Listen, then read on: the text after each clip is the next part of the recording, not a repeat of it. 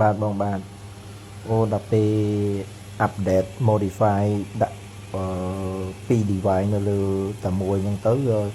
វាឆេះស្រួលជាងមុនហើយវារបៀបថាវាជួយលបាយចំហេះបានល្អជាងមុនឡានឆេះស្ងាត់ហើយយើងមើលអាពេលព្រលឹមឡើងយើងមិនមែនព្រលឹមយើងពេលការខ្ញុំដាក់តែមួយវាហុយអាចំហាយហ្នឹងបន្តិចដល់ពេលដាក់ឡើងពីរហ្នឹងទៅ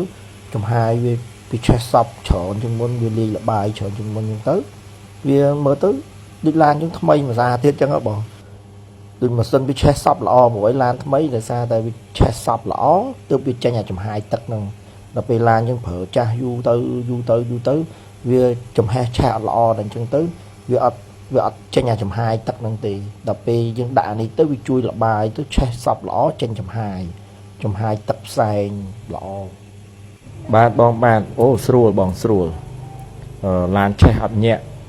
អត់មានអីទេបង